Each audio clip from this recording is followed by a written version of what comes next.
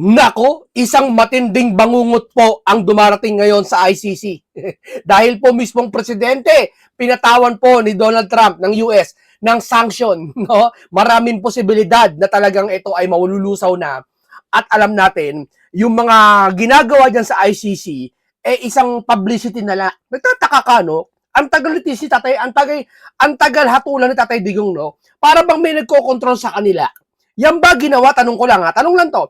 Yan ba ginawang ICC is para pahirapan ng mga tao na kung saan babayaran kayo para pahirapan yung isang individual? Tanong ko lang ha. Kasi parang gano'n yung lumalabas. Di ba yung 18 Marines nagsabi, mismo sila may mga tauhan daw ata ng ICC na naabutan ng mali-maleta. Ngayon, lumilikot sa utak ng sambayan ng Pilipino. Ayaw naman namin maniwala kasi wala mang ebidensya. Pero naiisip namin, di ba wala sa isipan namin, na tila yata parang totoo yung ganun. Bakit? Kasi hanggang ngayon di ba? Para bang si Tatay Digong binabaliwala na yung rights, no? Talagang kita mo porsiging sila pati kay Bato de la Rosa, porsiging sila. Para may usapan sila, no? May agreement sila na hindi pwedeng bumali ang isa't isa. Hindi pwedeng baliin ng isa't isa yung agreement nila, no? Yung kasunduan ika nga, no? Ngayon, heto po, si Tatay Digong po sa November 31 yata o 30, mukha yatang madidismiss na. No, pwedeng makalaya na.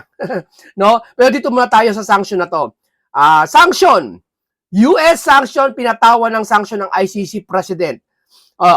US pinatawan ng sanction ng ICC, pinatawan ng United States si President Tomoko Akane kasama ang senior trial lawyer na Abdullah Yeseye na panibagong hakbang ng Washington laban sa korte ng dahig. Ayon sa US, alam mo, isa-isa lang talaga yan, iniisa-isa ng US yan, hindi kayo binibigla. Kasi alam mo, ang US nag-warning. Mapansin nyo, lagi silang kaunti lang muna, tapos biglang lulusob na marami. Hindi lang literal na lusob sa pangangatwiran lahat, no? Ang US, nag-warning lang yan. Wina-warning yan kayo, una, presidente lang yan muna, isa-sanction niya. Hindi natin alam mo kung susunod na hakbang yan. Kaya ngayon, sakit ng ulo ngayon ng mga loyalista, bakit? Pag si Tatay Digong nakalaya, ito isipin nyo, pag si Tatay Digong nakalaya, tsak na tsak wala nang tatalo kay Sara lalo. Mas lalo madodoble yung boboto kay Sara. Kasi malalay, isipin mo, makapagsasalita si Tatay Digong, lalaya sa Pilipinas, no? Doon sila matataranta talaga. Talagang wala, talo lang sila, no? Ayon kay US Secretary of State of Marco Rubio, sangkot umano ang dalawa sa mga hakbang ng ICC laban sa mga opisyal ng mga bansang hindi pumayag na jurisdiksyon ng korte. Biro mo, may bansa pa lang hindi pumayag. Tayo, at least pumayag tayo. Naging jurisdiction tayo ng ICC. Pero ngayon, hindi na tayo jurisdiction. Hinuli ang isang netizen. Netizen hindi presidente. Hindi city official. Private citizen hinuli ng ICC. Sino? Si Tatay Digong. Wala siyang katungkulan sa gobyerno. Ordinaryong mamamayang Pilipino dinala sa dahig. What if pa kaya tayo mga Pilipino dito? Banta ito sa seguridad natin. Banta ito sa soberenya natin. Di ba? Nauna nang binatikos ng US na tama ang Amerika, di ba? ICC dahil sa arrest warrant laban kina Israel Prime Minister Benjamin Netanyahu at dating Defense Minister Yoav Gallant. Gayon din sa dating investigasyon sa mga sundalong Amerikano sa Afghanistan. Sa ilalim ng sanksyon, maaaring ma-freeze ang anumang US-based asset ni Akane at Seye at malimitahan ang kanilang access sa US financial system. Naku, marami na ito. Maraming US financial system nito. Kasi marami hawak ang bangko ngayon ano ba mga bangko hawak? Mga wallet, no? Mga ganun etc. Basta may kinalaman sa US na, lalo pag Europe ka, banda ka dyan, malaki kinalaman ng US dyan Diba? Yari kayo dyan, no? Ito, painggan po natin si Mr. Harry Roque, no? Ako nagiging lagay ni Tatay Digong, no? Diyan, mamaya tayo kay Gutesa, no? Mamaya tayo diyan. Dito muna tayo kay Harry Roque. Of 23 August, as of today po, yung prosecutors ay naglabas ng 6,909 evidentiary items para sa period ng 7 January hanggang 31 July of 2026. Now, dito sa 6,909, 2,279 ay mga ebidensya na di umano magpapatunay ng pagkakasala ni Tatay Digong. Another 4,573 ay Rule 77 materials. Okay? Ito ay mga dokumento na importante para gamitin ng depensa sa kanilang preparasyon, no? At makakatulong sa kanilang depensa.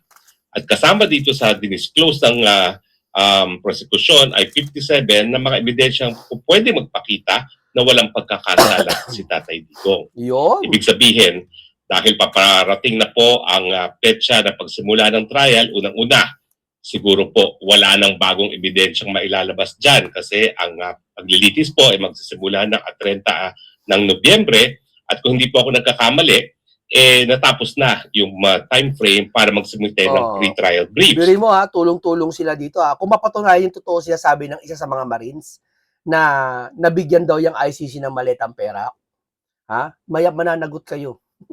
Mananagot kayo. At ang mananagot yun nandito sa Pilipinas na kung sino ang promotor na nagbigay doon. Di ba? Ano yan? Ano ba tawag dyan? Pinagkakangulo mo yung bansa. Di ba? Saka pansin nyo talagang totoo talaga, no? Gigil na gigil sila sa mga Duterte, no? Tutulungan nila, no? Okay, sige. May EJK, may ganyan-ganyan, pagtulungan nyo. Pero iba na yung ginagawa nila Lahat ng Duterte, pati si Kitty, lahat inaaway nila ng Duterte, galit na galit sila, antindi ng galit nila talaga, paghihiganti na. Kung saan naapektuhan ng taong bayan natin, di ba nangyari? Nangyari ngayon. Di ba? Anong ginagawa nila kay Sara ngayon?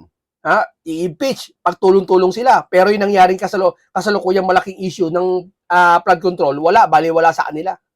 Di ba? Anong ibig sabihin? Malaking priority nila ang Duterte kaysa yung problema talaga ng bansa, wala silang pakialam. Biruin mo 4 na taon magtatatlong taon na si Duterte, puro Duterte sila.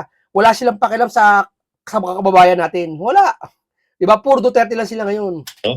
At dahil nandiyan na mga pre-trial briefs, lahat ng mga ebidensya na gagamitin ng parehong panig ay nasa posesyon na ng hukuman. No? At hindi na po pwede magdagdag, po pwede magbawas, pero hindi na po pwede magdagdag.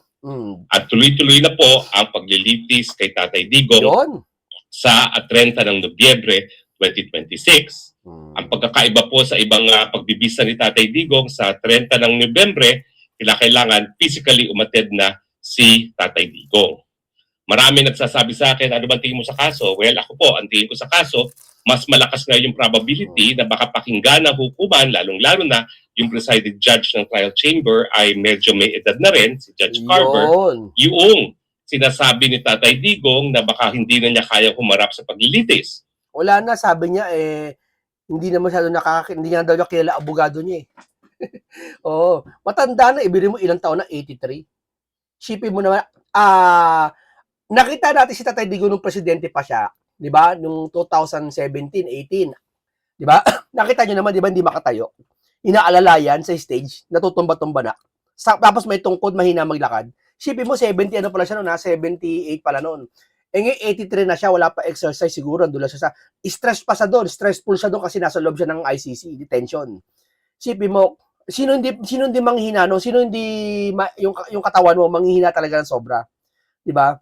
Kaya makikita talagang, baka ito sa mga dahilan para pakawalan si Tatay Digong Ang huling aking nahiya lang sila pakawalan to dahil niya inuusig sila ng US. Balita po ay hindi na niya maalala kung sino talaga yung abogado niya, no? Nako, nagiging ulian si Tatay Digong, di ba? Hindi na makakilala si Tatay Digong. So kapag siya ay nag-attend ng pagbibista, tatanungin siya kung sino abogado niya, baka mamaya hindi maalala ni Tatay Digong kung sino abogado niya, at yan ay magiging patunay na hindi na niya kakayanin tumuloy pa sa maglilitis. Tignan mo, hindi na kaya litisin, pauwi nyo na yan. Bakit? Mabubuking ba kayo? Mabubuking kayo? Wala ba kontrata? Di ba tapos ang kontrata? Kasi kung hindi niya maalala kung sino abogado niya, paano niya malalaman kung ano yung mga ebidensya na pwede niyang gamitin para depensahin ng kanyang mga sarili. Hindi sapat kasi na yung mga abogado ay pwede magpresenta ng ebidensya para depensahan si Tatay Digong. Dapat yung akusado mismo ang siyang magsasabi sa mga abogado kung anong ebidensyang dapat gamitin, at kung hindi na kaya gawin niya ng isang akusado, yan ay isang basehan para sabihin na dapat itigil na paglilitis dahil hindi na nga kaya ng akusado na magbigay instructions sa kanyang mga abogado kung anong depensa na gamitin, anong mga ebidensya na isasalang sa hukuman. Nung una po, sa tingin ko, yung pamilya ay medyo, siyempre dahil ito po ay katandaan ng pagiging limot-limot, ay ayaw aminin ng ganyang estado ni Tatay Digong. Mhm. Pero siguro in due course, naintindihan naman nila dahil 82 years old na si Tatay Yun, Digong. 82. Lahat naman tayo, nag-alaga tayo ng mga 82 years old na mga lolo, mga lola. 82 talaga, yak. Isipin mo ikaw isipin mo gaano katanda yung 82. Nakakita na kayo ng 82 diyan sa mga bahay niyo, sa mga sino dito nakatira sa mga sitio-sitio lang, sa mga squatter area. Nakakita na kayo ng matandang 82 years old? Kung ano itsura? Di ba? Nakita niyo, sige, imagine niyo nasa ano, sige, imagine niyo. Tapos si Tatay Digong nakita natin, 'di ba? Yung huling nahuli si Tatay Digong, nasa Singapore pa 'yun eh. 'Di ba? Nang mahina na maglakad, 'di ba? Pati magsalita. Yung sinisigawan niya ni Torre doon sa katabi si Kitty. Si Duterte tahimik lang eh. 'Di ba? Bakit din na nagawa magalit si Duterte? Kasi matanda na eh. Hindi niya na kaya sumigaw eh. Hindi na katulad ng dati, mga 1950s, talagang bruskong-brusko si Duterte. Ngayon matanda na. 'Di ba? Yan ang mga isa sa mga dahilan. Palayain niyo na yan. At alam natin, Kawawa kayo, walang kalaban-laban yung tao, kinulong nyo. Dito nyo litisin. O baka sabihin nyo, bakit munting kaalaman, pinatatanggol mo yung tao na maraming ginurgur. Hindi ko pinatatanggol si Tatay Digong sa ginawa niya. Ang sabi ko, dito nyo litisin sa Pilipinas, ba't sa ICC litisin? Ha? Kasi sa ICC, insulto malaki sa amin yan. na talagang Kami mga Pilipino nagsasaper sa ginagawa nyo. Binibenta nyo yung puri namin, binibenta nyo ang pagkakilala ng pride ng Pilipinas dahil sa ibang bansa. Diba? Dito nyo litisin sa Tatay Digong. Oh. Wala nga kaso sa Tatay Digong sa Pilipinas eh. Tapos ICC meron. Datating tayong lahat dyan sa punto na magiging libot-libot na tayo. At ngayon, wala na pong kahihiyan na aminin na talagang limot-libot na si Tatay Digong at dahil dyan, dapat nang ma-dismiss ang kaso sa kanya dahil hindi na nga niya siguro maaalala kung sino man abogado niya, lalong-lalo na hindi niya maaalala kung ano mga ebidensya na pwede gamitin ng kanyang mga abogado para siya ay maabsulto sa mga kasong ito. Yan po ang batayan kasi ng hukuman kung kaya pang harapin ng isang akusado ang paglilitis laban sa kanya. Kung siya ay meron pang sapat na pag-iisip para magbigay instruction sa mga abogado kung anong ebidensyang gagamitin at kung siya ay talagang nasa sapat na pag-iisip na malaman kung anong mga ebidensyang po pwedeng gamitin para sa kanyang depensa. Kung hindi na niya kayang gawin yan, dapat ma-dismiss na. Dahil yan po, kapag magpapatuloy pa ang paglilitis, ay lalabag sa karapatan ng isang akusado na marinig. Dahil ang karapatan marinig, hindi lang yung pagkakataon na marinig, kundi yung pagkakataon na habang ikaw ay nasa tamang pag-iisip, Ibig sabihin mo, ulianin na yung tao, hindi nakakilala, hatola mo pa. sa mga depensa para patunayan ang iyong walang pagkakasala. In any case, ang prosecution naman po talaga may burden na magpatunay na lahat ng elemento ng krimen ay narariyan at hindi naman po obligasyon ng depensa na sabihin na wala siyang pagkakasala. Kinakailangan lang natin ay reasonable doubt. Pero yun nga po, no? Yan yung pinagmamalaki ng mga loyaliste. Hikaan niya sa panahon ng BBM, dami niya napakulong. Una niya napakulong si Kibuloy, si Tatay Digong, diba? O ano anya sasabi niyo wala napakulong? Napakulong bakit? Sa korupsyon ba napakulong si Tatay Digong? Sige nga. Kung may korupsyon sa Pilipinas, di sana pinakulong si Tatay Digong dito. Diba? Huwag kayo magmamalaki. Ang isipin nyo, walang napakulong sa mga flood control na mastermind o malaking tao. Ha? Bakit? Malaking tao ba si Jinggoy? Ha? Malaking tao ba si Jinggoy? Malaking tao sa posisyon. Pero sa gampanin, dyan sa flood control na yan, wala kayong nahuli. Wala kayong malaking taong gampanin. Dyan sa kagaya nila Saldico, nila nila Tamba, wala kayong napakulong. Habang nagpapatuloy ang proseso na magpapakita ang prosecution ng kanilang ebidensya na beyond reasonable doubt, ang katotohanan naman po, kung hindi naman mabibigyan ng pagkakataon ang akusado ng pata sa pagkakataon na magpresenta ng kanyang ebidensya dahil siya ay wala na sa tamang pag-iisip, dapat talaga itigil na at ibasura na yung kasong yan. Pagdasal po natin na sa pagharap ni Tatay Digong sa kanyang takdang paglilitis sa 30 November, mapapansin ni Judge Carver at ang dalawa pa niyang mga kasama na talagang hindi na kaya ni Tatay Digong na harapin ang kaso dahil baka mamaya kapag tinanong siya kung sino ang abogado niya, hindi na niya malalaman ang pangalan ng kanyang abogado at dahil po dyan, magsisimula na yung proseso talaga para tignan kung kaya pa talagang harapin ang kaso, kung dapat pang magpatuloy pa or dapat nang i-dismiss. Pero ako sa tingin ko po, kumpirmado, hindi na niya maalala kung sino mga abogado niya, dapat ma-dismiss na yung kasong yan dahil wala na siya sa tamang pag-iisip na mag-utos ng tamang depensa sa kanyang mga abogado o di naman kaya magsabi kung ano yung mga ebidensyang nagpapatunay ng kanyang kawalang pagkakasala. Anyway, wag na po tayo magkaroon ng kahit anong alinlangan. Tanggap naman po natin na kapag 82 years old na, talaga naman pong malakas ang... Sabi nila nagdadrama daw sa Tatay Digong. Sige nga, humarap ka ng 82 years old, nagdadrama. Pag ikaw wala ka nakitang 82 years old na nagdadrama, hanap ka nga. Lahat ng 82 years old, hindi na nagdadrama yan. Ha? Pag naging 85 na nga yung tao, talagang mahina na eh. Totoo. Ngayon, malakas pa yung mga 79, 77. Malakas pa yan. 80. Biglang pa naging 81, 82, pagpatong yan eh, nanghihina na bigla ng tao. May scientific explanation dyan eh. May scientific explanation dyan eh. Lalo na kung na-stress ka. Maliban na lang kung nung araw, pulis ka. Halimbawa, kagaya ni Enrile, ng mga nagserbisyo sa mga militar, dati sila Fidel Ramos, nagserbisyo sa mga, batak yung katawan nila sa training. Yan, may pwede. Pero kalimbawa, wala kang kasanayan, diyan ka lang, naging mayor ka lang, mahina ka na yan. Posibilidad na limot-limot na, bukod pa dun sa katotohanan na sa kanyang physical na kondisyon, talagang nadarapa na siya. At ito ay isang dahilan kung bakit nagkakaroon na siya ng special monitoring mismo doon sa kanyang detention facility, no? Dahil talagang miski ordinaryo naglalakad lang ay natutumba na. Ito po ay bukod pa doon sa mga bed sores na sinasabi ni BP Sara nung huli kanyang pahayag. Itong mga bed sores pong ito ay nangyayari kapag palagi nang nakahiga. At may mga may mga sugat-sugat sa likod. Kasi hindi yan naarawa, hindi nakapaglalakad, hindi nakakalayo ng lugar. Yung environment alam ng utak mo na andun ka lang lagi. Stress ka, ibig sabihin ka. Sabi naman talaga nung isang Pilipina nagtatrabaho dun sa detention facility na minamasdan si Tatay Digong kasi nga po daw palagi na lang nakahiga si Tatay Digong. At dahil po dyan, nagkakaroon siyempre ng bed sores dahil lang matagal ang paghiga ay siyang dahilan kaya nagkaka-bed sores. Sa totoo lang po, ako'y nag-alaga ng lolo't lola, no?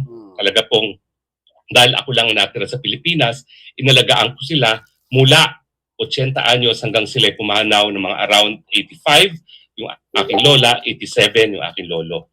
At talaga naman pong itong edad nito, simula na po yan, na magkakaroon talaga sila ng hindi lang limot-limot na pag-iisip, kundi sila po ay nagiging parang bedridden na dahil nga po sa kanilang katandaan.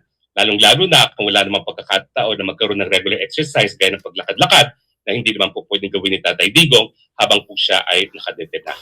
Pagdasal po natin. Pero ang estima ko, pag nagsimula ang trial sa 30 November 2026, makikita ng mga huwes ang asta, ang pagkatao, ang tignit, ang tindig at pagkaisip ni Tatay Digong, baka lang po, pagdasal po natin yan, hindi ko sinasabi na ito yung mangyayari, pagdasal lang natin na pag nakita na nila ang estado ng pag-iisip at estado ng pangangatawan ni Tatay Digong, baka mapauwi siya ng first 2 quarters ng 2027. Kampanya po ako na dapat makita lang nila sa sariling kanilang mga mata, marinig ang mga sagot ni Tatay Digong, para sila ay maniwala na hindi na kaya ni Tatay Digong. Sino loko-loko kahit ikaw nasa Europa ka? Yung mga taga-ICC, nasa katino ba ng pag-iisip yan? Isipin mo ngayon, matanda, 82 years old. Diba? Mahinang-mahina niya. Kita mo naman bago pumasok yun na lang ito na lang pagbasahin nyo Bago pumasok si Tatay Digong dyan, nanghihina na siya. Nanginginig na nga yung mga kamay. Mabagal na nga, di ba, mas makasakay sa aeroplano, inaalalayan na Uupo lang, inaalalayan na Ibig sabihin talaga, wala na talaga matandang-matanda na Lalo pa kaya ngayon, magdadalawang taon na siya doon. Sipin mo nga yan. Sino ba hindi maniniwala dyan? Kayo lang, mga Lucifer, hindi naniniwala dyan. Ito'y bukod pa dong sa regular medical examinations and psychological examinations na pinag-utos na rin ng hukuman. Dahil nga po, si Judge Carver, bilang isang senior judge, medyo meron na rin edad, ay nakakaintindi sa kalagayan ni Tatay Digong. Hari nawa, pagdasal po natin para makauwi na po si Tatay Digong. Pag-usapan din po natin na ang latest doon sa hakbang na ginagawa ng Amerika para buwagin ang ICC ay linagay po sa sanctions yung presidente mismo ng ICC. Ayan na, US na, gumalaw na. Yan ang kagustuhan ko. Alam mo, gustong-gusto ko talaga ang Amerika. Gustong-gusto ko ang patakaran ng Amerika, lalo sa ngayon. Isang Haponesa, si Judge Tomako Akane ng Japan, at isang senior lawyer na si Abdoulaye Saye ng Senegal. Si Judge Akani nga po ay isang presidente ng ICC. Siya ay tumatayong pinakamataas na hukom sa ICC at siya ay nailagay sa sanctions dahil siya daw po ay sumapi doon sa effort ng ICC na kasuhan ng mga tao na gaya ng Pilipinas ay hindi na po tinatanggap ang jurisdiksyon ng ICC. Itong sa Abdoulaye Saye naman po ng Senegal ay isang senior trial lawyer na Nagbabaya ng utos si Trump na sanction na. naging kabahagi rin ng effort na kasuhan ng isang tao, si Prime Minister Benjamin Netanyahu na isang Israeli, isang bansa na hindi po ever naging kasapi ng ICC. Ang ibig sabihin po niyan, ang kanilang mga properties at saka mga financial interest na sakop ng US jurisdiction ay frozen at pinagbabawalan po kahit sinong Amerikan ng mga tao o mga negosyo na magbigay sa kanila ng pondo at mga kalakal or Yan yung sabi ko sa inyo. Hindi lang sanction ang ginawa sa kanila. Hinaharang na ng US. Ang US, tandaan nyo, maraming alyansa ang US. At isa dyan ang alam ko, Japan. Ang Japan, sabi ko nga sa inyo, number 1 fund ng ICC. Diyan kumukuha ng fund ng ang ICC sa Japan. Ngayon, ang Japan mag-iisip-isip. Teka muna, masisira ba ang relasyon namin dahil lang sa ICC sa Amerika? Yun ang isipin ng Japan eh. Teka muna, alis na kami dyan. Bago mangyari yan, bago mag 2027, may desisyon ng Amerika dyan sa tingin ko. No? Chorya ko lang ha. At pag umalis na ang Japan dyan, wala na. Alis na lahat sila dyan.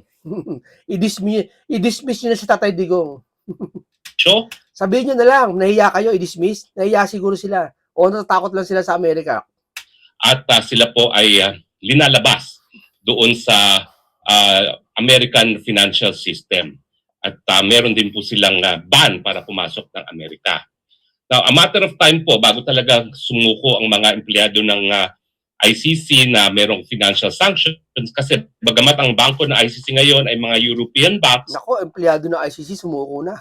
Sumuko na kayo. Meron pong batas ang Amerika na nagsasabi na kapag merong sanctions, yan ay pinapatupad hindi lang doon sa mga branches sa Amerika mismo, kundi sa lahat ng mga korporasyon na merong negosyong ginagawa sa mga American na mga businesses.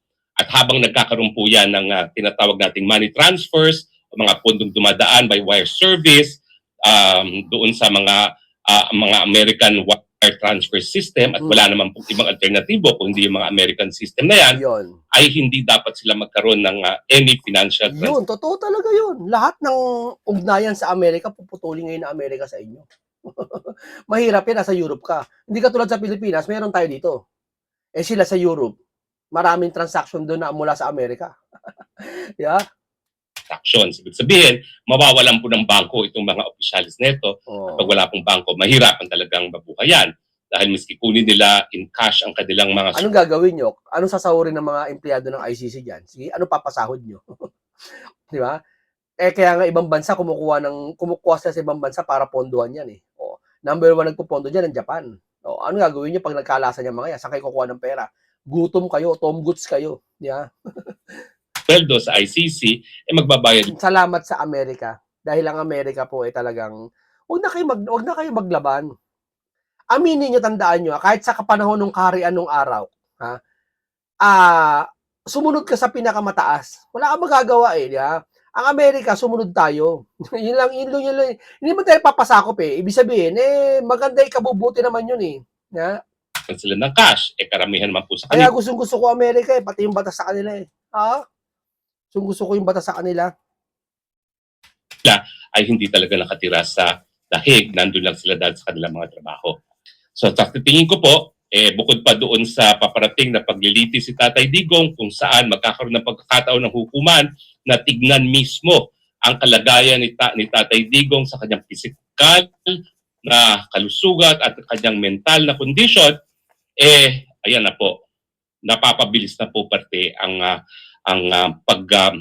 pagpapatay ng Amerika sa ICC bilang isang institusyon, isang dahilan din para mapabilis ang pag-uwi ni Tatay Digong. Alam niyo po, hindi kinakailangan na tuluyan ng mabuwag ang Amerika ang ICC para makauwi si Tatay Digong, ha.